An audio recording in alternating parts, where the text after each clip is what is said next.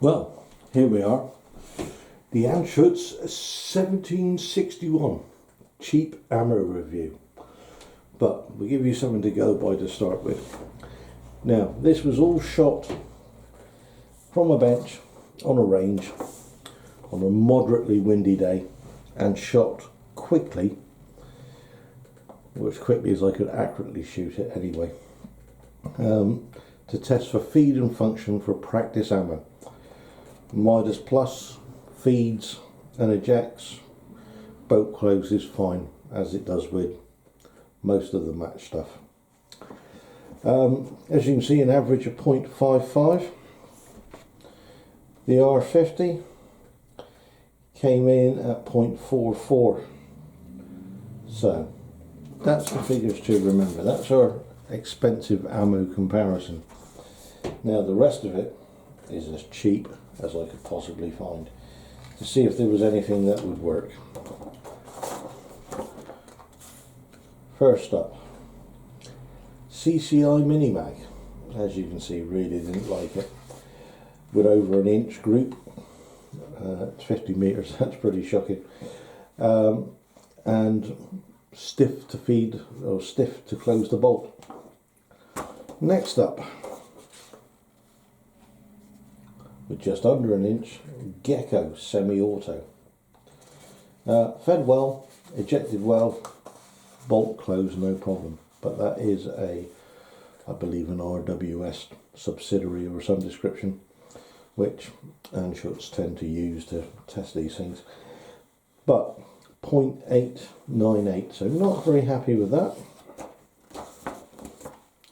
CCI TAC, a little tiny bit better with 872.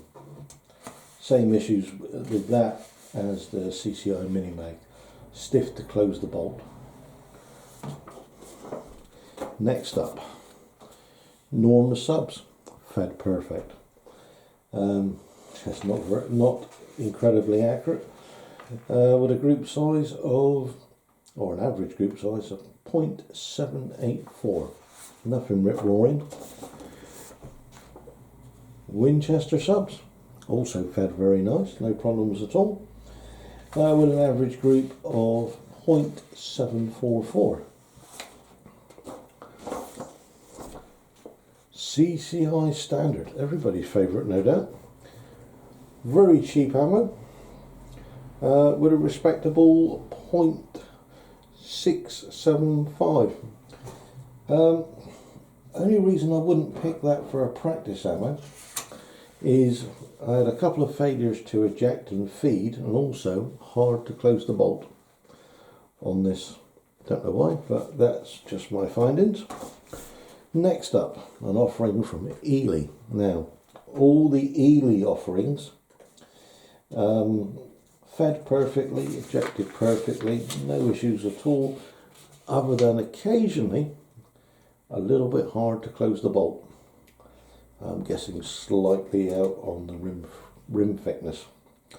One thing I did forget to mention, all of these were shot with the tuner, and prior to shooting the 30 round average, I had spent a bit of time in the field and adjusted the tuner so I could try and get some idea of what would be best.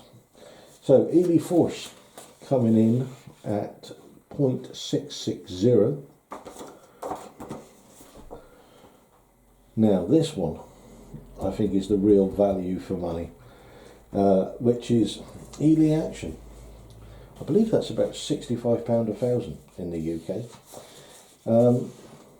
and it came in at 0.637. So for a practice ammo, for positional, and don't forget this is all the cheapest stuff I could find, I thought that was quite respectable, but it was beaten by the slightly more expensive, I think this now is probably close to 80 or 90 or £100 a thousand, by the Eley Contact.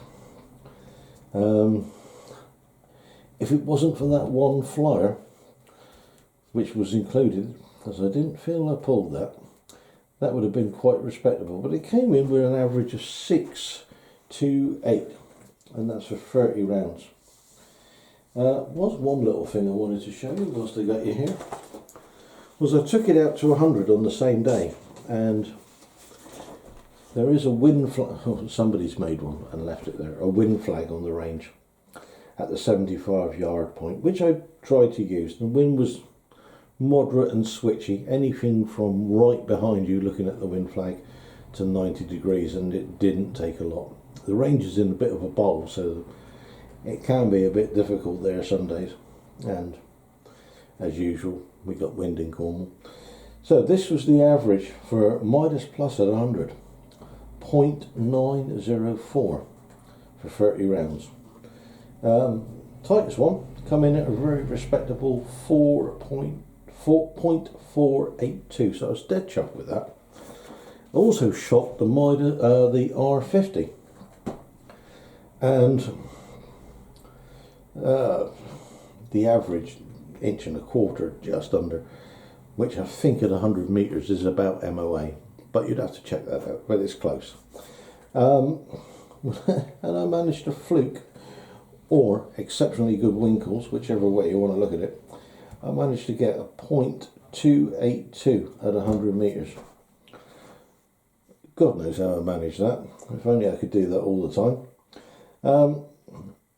But I think this was just me trying to see what effects the wind change had. And well, as you can see, it's probably what, inch and a bit over the 100 yards, and that was purposely shot there. That was my point of aim, and that was purposely shot when the wind flag was showing 90 degrees as opposed to straight down the range. And watching the flag, trying to shoot as quick as I could to try and get the wind call right, that's what I ended up with. I think the gun's got a lot of potential. I think the shooter needs a lot of work, but there we go. Just a little insight into cheap ammo.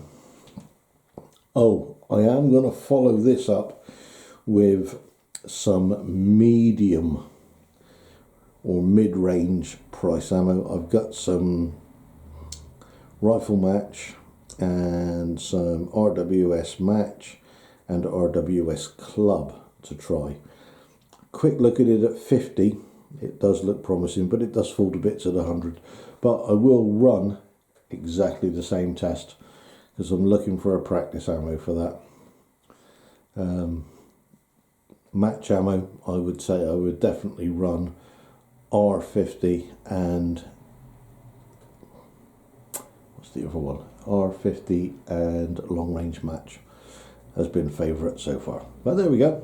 Hope you enjoyed it. Cheers for now.